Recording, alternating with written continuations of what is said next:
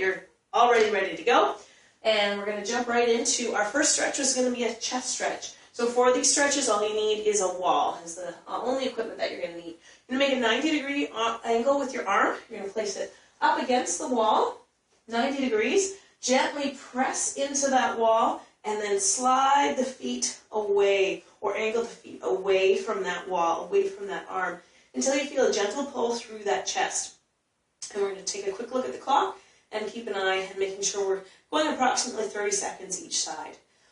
Pay attention to my shoulder girdle. It's nice and level. The biggest mistake that I see with people in this particular stretch is that they tilt the upper body as opposed to just moving away from that arm. So if you can get somebody to pay attention to your form, or do this in front of a mirror so you can see whether or not you're doing it correctly. So that's about 30 seconds on that side. We're going to switch over to the other side, over to the other angle or the other wall. 90-degree angle. I'm going to step through as if I'm making the extended part of the wall. I'm imagining the wall is coming up this way. I want to be in line with that wall. Step slightly forward, then angle my feet away until I feel comfortable stretched through that chest. Very good, and holding for about 30 seconds. Now, 30 seconds is probably the bare minimum you want to be holding these stretches. If you can, what you're going to be doing once you get used to these exercises, you're either doing them on your own, holding them for longer, or you're sequencing through this video a couple of times. Having said that, the whole point of these videos is to make them accessible to people. We all have busy lives, so if at the very least you're doing these videos, you're following along, you're getting somewhere, you're doing something, you're going to have a fair bit of benefit, even if you can't do the ideal. So there's your chest stretch. Next stretch, we're also going to use the wall. It's a tricep stretch. You're going to take your one arm, place it behind your back as if you're scratching right between their shoulder blades, then grab your other arm and gently pull that arm forward. Then I'm going to step towards that wall. I'm going to use that wall, I'm going to lean into that wall to leverage that arm to just assist in that stretch. So it's partially a lat stretch, partially a tricep stretch. The reason why I like the wall is that I can focus on having a nice neutral spine, neutral neck especially. Neutral spine as well, but neutral neck for sure. I don't necessarily have to worry about my neck poking.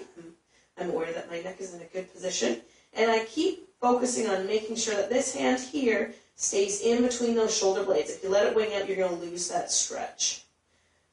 There is some association between some recurring neck pain and tight triceps, so I've heard. So if that's something that concerns you, just make sure you're attending to those triceps in addition to just stretching the neck.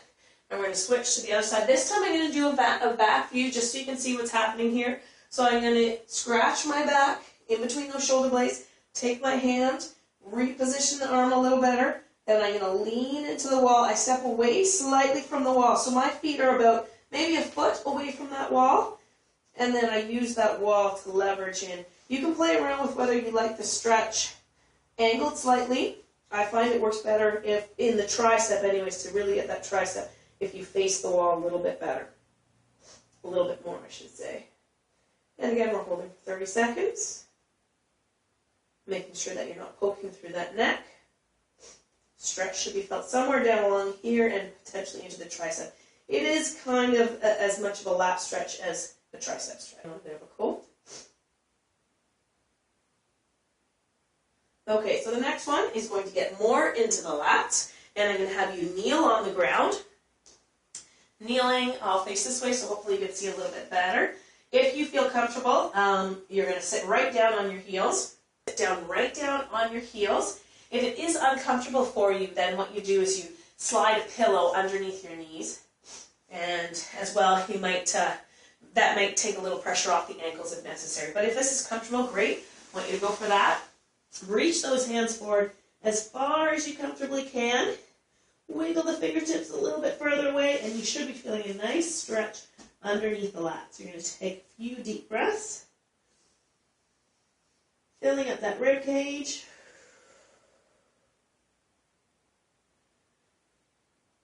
If you feel like you can wiggle those fingertips further, just a little bit more, go for it. If you feel comfortable where you are, great.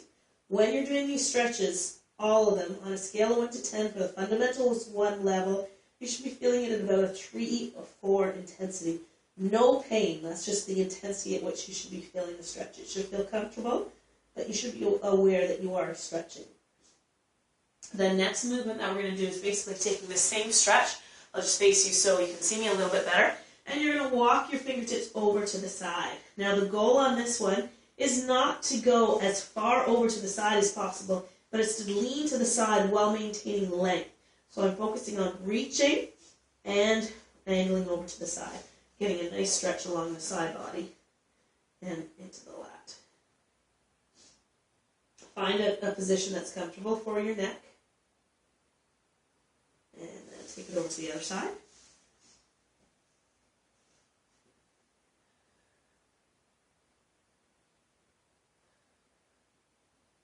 Heading ahead, find a comfortable position.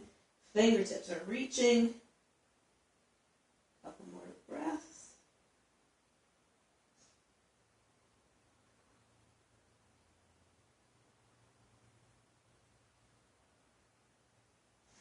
And relax out. Okay, next we're going into a neck stretch series. Now I've got a chair that I'm pulling out. Don't feel like you have to do it on a chair. You can do this seated on the ground. You can do it standing if you want. I just find the chair is easiest and hopefully it gives you the best position to see me in. So with this, I want you to make sure your body is nice and tall. Hands down to the side. Pick an ear and you're going to drop your head over to one ear. Notice how when I did that head angle, my shoulder girdle didn't move. I see a lot of people do this when they try to stretch their neck. You just want to move the neck. In this hand, I'm imagining I've got a really heavy weight that's anchoring down, giving me an increased stretch through this trap area. If you want, just a slight modification, an advancement is to take fingertip pressure only, please. Fingertip pressure only. And gently adding a little bit of pressure, gently pulling this way ever so slightly. Listen to the body, scale of 1 to 10 at about a 3 or 4. Feeling that stretch. About 5 more seconds. And gently release. Do a couple shoulder rolls back. I love that stretch. It's probably one of my favorites. I probably don't do it enough. You should be doing this one daily, not just during your upper body stretch scenario. If you're working out in an office, you should be doing this multiple times a day. Whenever you get a 2-second break, you don't have to be holding it for that magic 30 seconds. If you can, awesome. You don't have to. Again, I'm imagining that this hand is nice and heavy. If you're paying attention, your shoulder girdle should still be level. Spine is still tall. It's just at about the neck that we're changing the angle at all. Very good. Now I'm just keeping these stretches very, very basic. There are all sorts of variations that you can do, which we will show in the future, but I just wanted to get the basics down. And last but not least, we've got a full body stretch just to finish off. You're going to lie down on the ground, hands splay out to the side, a little bit of pressure on the ground, that imaginary grate underneath your back, and then gently let the legs fall to one side. And you should be feeling a nice stretch all the way down your side body. Hand plants on the knee. This hand stays open. Relax that chest. A few deep breaths here. Now one thing to note here, this particular room that I'm doing this in is a little cold. I'd recommend you do it in a nice warm room. It's going to make your stretches that much more enjoyable, especially if you tend to cool down quickly. And then activate the core, bring your knees up and around. Gently relax them down to the other side. Hand is nice and heavy on this side. If you want to add a little bit more, you can bring the knees up. Apply gentle pressure onto that knee. Deep breathing as you exhale. Think about dropping deeper into the stretch. Knees twisting gently away from that arm extended. Just a couple more.